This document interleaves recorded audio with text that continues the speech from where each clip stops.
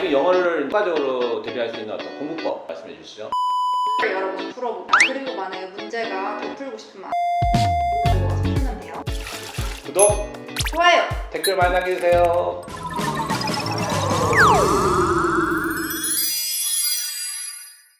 안녕하세요. 교육정보차장 100%입니다. 오늘은 아이비 에브리학교나 국제학교에서 아이비 영어를 어떻게 하면 효과적으로 대비할 수 있는가에 대한 주제를 가지고 토크를 좀 진행해 보도록 하겠습니다. 오늘 그 출연자를 소개해 드리도록 하겠습니다.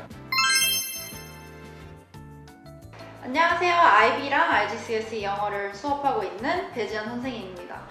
NLCS 제주 IB 학교죠. 네. NLCS 제주를 졸업하고 홍콩대학교에서 항업공학을 공부하고 있습니다. 아, 그 명문 IB 학교인 그 NLCS를 이제 졸업하신 거죠? 네. 예, 그렇습니다. 자, 그러면 이제 학부모들이 이제 가장 관심을 많이 갖고 있는 IB 영어, 대단히 어려운 것으로 알려져 있는데, IB 영어에서 랭앤릿에 대해서 소개를 좀 부탁드리겠습니다. IB 영어는 모국어 그리고 제2외국어 이렇게 두 가지로 구성되어 있는데요. 네. 이거는 IB English A, 또 Language and Literature에서 랭릿으로 부르기도 하고요. 이걸 모국어, 그리고 두 번째로 English B 해서 English B는 영어를 얼마나 잘하느냐, 영어를 얼마나 안 틀리느냐 이런 거를 보는 과목이라고 보시면 되고, English A는 문학 분석 그리고 얼마나 논리적으로 영어를 잘하냐 이런 거를 보는 과목입니다. 아, 네, 알겠습니다. 그러면 이제 그 IB 영어에서 랭앤릿은 어떻게 이렇게 구성되어 있나요? 스탠다드랑 하이가 조금 다르게 구성이 되어 있는데 같은 점은 비문학이랑 문학 둘 다 공부한다는 점이고요. 여기에 IO랑 파이널을 본다는 것도 같아요.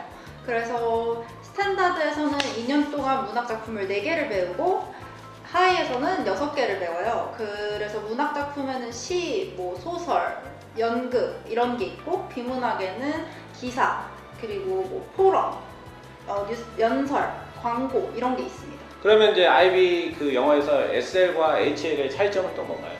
일반적으로 스탠다드의 최종 점수는 IO 30, 그리고 파이널 70 이렇게 된다면 하이에서는 하이 레벨 에세이라는 걸 따로 작성하게 됩니다. 하이 레벨 에세이는 지금까지 배운 비문학이나 문학을 사용해서 1200에서 1500자 정도의 에세이를 작성하게 되는 거예요.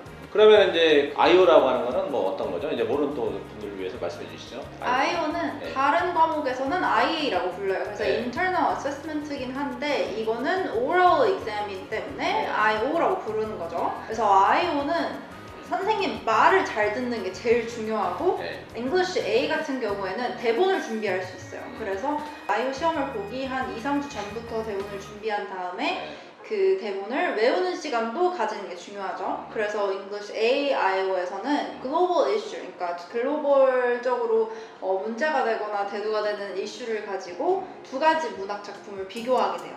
굳이 비교는 안 해도 되고 이 글로벌 이슈와의 연관성을 따져야겠죠. 그래서 그 연관성을 얘기를 하고 이 연관이 있는 지문 한 40줄 정도의 지문을 발췌해서 그 지문에서 분석을 하기 때문에 지문을 뽑는 것도 중요하고 선생님 의견이랑 선생님이 생각하는 바랑 맞게 부분을 빼는 것도 중요해요. 뭐 굉장히 이제 그런 부분들은 이제 선생님 앞에서 발표를 해야 되기 때문에 뭐 굉장히 떨리기도 하고 준비를 네. 많이 해야지 이제 좋은 점수를 받을 수가 있겠네요. 네. 그 IB 영어를 이제 공부하는 어떤 기계라든지 효과적으로 대비할 수 있는 어떤 공부법 좀 말씀해 주시죠. 네. IB 영어는 네. English B랑 A가 공부법이 아예 달라요. 그런데 같은 부분이라고 하면 past paper 여러 번 풀어보기. 네. English B 같은 경우는 그냥 grammar 그리고 past paper 풀어보고 essay 써보고 이렇게 간단하게 끝나는 반면에 그리고 만약에 문제가 더 풀고 싶으면 IELTS까지 가지고 가서 풀면 돼요. 근데 English A 같은 경우에는 문학 작품을 분석을 하는데 페이퍼 1에서는 unseen이 나와요. 한 번도 안 본 거를 하이어 레벨에서는 문학 작품이 2개가 나오면 그 2개를 다 분석해야 되고 스탠에서는 둘 중에 하나만 골라서 분석을 하면 되는 거죠. 처음 본 작품들을 분석하려면 내가 이거를 어떻게 분석해야 되느냐를 공부를 하는 게 정말 좋아요. 그래서 예를 들어 시 같은 경우에는 literary device, 주제, 그리고 메시지, 심볼, 이런 내용 이런 거를 다 파악하는 방법을 아는 게 중요하고요. 만약에 내가 이게 이렇게 계속 공부를 하다가 시험 한 2-3달 전부터는 부족한 부분을 공부하는 게 좋겠죠. 특히 하이 레벨 같은 경우에는 피할 수가 없으니까요. 둘 중에 하나 고를 수가 없으니까 그런 그 부분이 중요한 것 같아요. 뭐 문학을 좋아하지 않거나 이렇게 뭐 어떤 걸 이제 이런 작품들을 분석하는 걸 좋아하지 않는 친구들한테는 되게 어려운 게 그죠? 과목이 네, 되겠네요. 자, 저희가 이제 그 상담을 많이 하다 보면은 IB 영어에서 이제 그 평가 기준이 까다로워서 대비하기가 굉장히 힘들다 이런 얘기가 많이 들리고 있는데 뭐 내신 점수 따기가 굉장히 힘든데 그 이유는 뭔가요?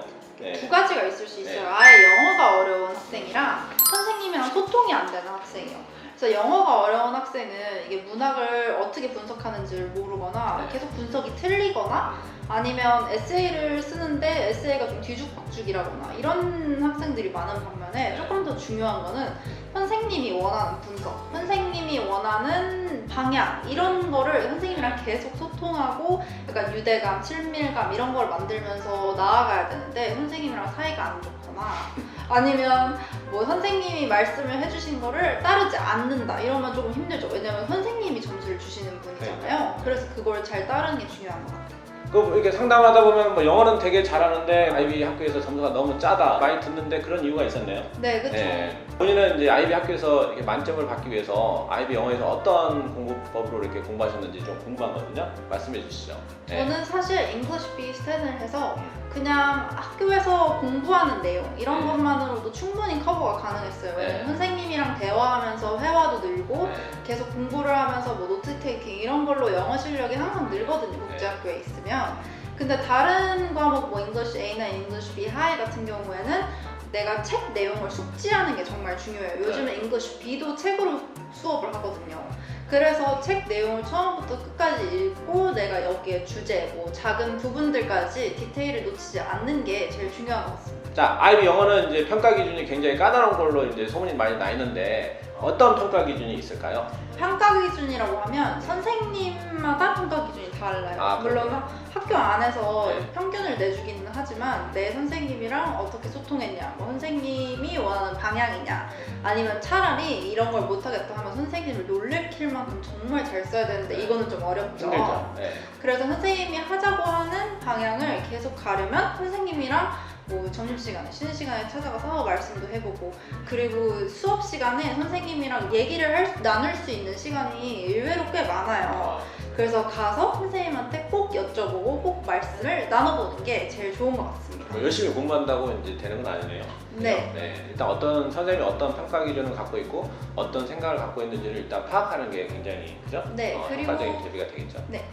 그리고 에세이를 쓸 때 되게 straightforward하고 간결하게 쓰는 게 제일 중요하다고 생각해요. 이렇게 어렵게 쓰는 것보다는 내가 원하는 바를 PEEL, structure라고 있거든요. Point, explanation, example, link 이렇게 해서 간결하게 작성하는 게 좀 더 도움이 되는 것 같아요. 그렇구나. 자, 그러면 이제 IO, 그 인디비주얼 오럴이라고 하죠. 네. 그죠? 이거의 어떤 IO의 어떤 소개라든지 그 다음에 시험 구성 그 다음에 이런 부분을 어떻게 효과적으로 대비할 수 있는지 그 방법에 대해서 좀 말씀해 주시죠. 아이오는 말씀드렸듯이 문학 작품을 두 개를 연관을 짓는 거잖아요. 네. 이 글로벌 이슈에 대해서. 그래서 발췌문도 잘 골라야 되고 분석도 이 글로벌 이슈도 선생님이 관심을 가지거나 아니면 선생님한테 조금 여쭤봐서 이건 어때요? 저건 어때요? 해서 선생님이랑 많이 말을 나눠보는 게 좋고요. 아이오의 스트럭처 같은 경우에는 작품에 대한 인트로덕션을 조금 하고 그리고 나서 이 글로벌 이슈에 대해 작품 1의 연관성 그래서 링크를 해주고 작품 2의 연관성 그리고 나서 마지막으로 컨클루전을 적어주시면 돼요. 좀 전에 말씀드렸듯이 대본을 적을 수 있기 때문에 이거를 준비를 해서 외워서 들어가는 게 가장 효과적인 방법인 것 같고요. English B 같은 경우에는 언씬으로 진행돼요. 그래서 우리가 계속 공부했던 그 4가지 문학 작품 중에 하나에서 요만큼 발췌문이 나와서 이거를 보고 이 캐릭터가 이렇게 해서 이런 걸 했고 뭐 이런 주제가 보이고 이런 식으로 분석을 해야 되는 거기 때문에 계속 내 맘대로 발췌문 조금 해서 내가 혼자 언씬을 준비를 해보는 거죠. 모의 시험을 계속 봐보는 거예요. 그래서 English B는 그렇게 준비하는 게 좋아요. 모의 시험도 계속 이렇게 연습하면서 이제 부족한 것들을 계속 보완해가는 네, 그렇죠. 일들이 필요하겠네요. 네, 시험 유형 분석은 100%다에서 만든 영상이 있죠. 네, 맞습니다. 저희가 만든 영상이 있는데 IB 이제 커리큘럼 경험 분들이 나와서 IB 영어에 대한 그 분석이라든가 아니면 IB 영어에 대한 유형이라든가 이런 부분들을 소개한 영상이 있으니까 저희 영상 참조하시기 바라겠습니다. 자, 그러면 이제 마지막으로 IB 학교에서 IB 영어를 공부하려는 어떤 저학년 학생들을 위해서 해주고 싶은 팁이 있으면 한번 해주시죠. 저는 두 가지가 있다고 생각하는데요. 네. 첫 번째는 책 읽기예요. 책을 계속 읽고 그리고 처음부터 끝까지 통으로 책을 한번 읽어보는 경험을 해본 친구들과 그러지 못한 친구들 그런 분께 되게 차이가 많이 나거든요. 네. 그래서 이렇게 책을 읽어보고 만약 책 읽는 게 어렵다 하면 한 챕터당 읽고 이렇게 해석을 읽고 이런 식으로라도 책을 읽는 연습을 꼭 했으면 좋겠고요. 네. 두 번째는 저학년부터 선생님이랑 이렇게 말도 많이 나눠보고 질문도 많이 해보는 연습이에요. 사실 한국 학교에서는 그럴 기회가 잘 없잖아요. 근데 그렇게 국제학교에서는 되게 잘 받아주시고 질문하면 좋아하시거든요. 아, 대부분 그렇다고 생각하는데 그렇게 질문도 해보고 선생님이랑 그때부터 소통을 해본 경험이 있으면 나중에 아이비 올라가서도 선생님한테 질문하고 선생님한테 뭘 여쭤보는 게 어렵지 않을 거라고 생각해요. 어쨌든 저학년 때부터 이제 책을 많이 읽고 문학책이든 비문학책이든 책을 많이 읽고 그 책을 읽는 것으로 그치지 않고 이제 다양하게 이제 디베이트라든지 디스커션을 통해서 네, 맞아요. 어떤 사고력을 좀 더 이렇게 확장시켜야 되는 뭐 네. 그런 부분도 좀 필요하다는 얘기죠. 네. 네, 알겠습니다. 자, 지금까지 제주국제학교 NACS에서 IB 영어를 전공하신 분을 모시고 IB 영어에 대한 여러 가지 토크를 좀 진행해 봤습니다. 지금까지 교육 전문 채널 100%다였습니다.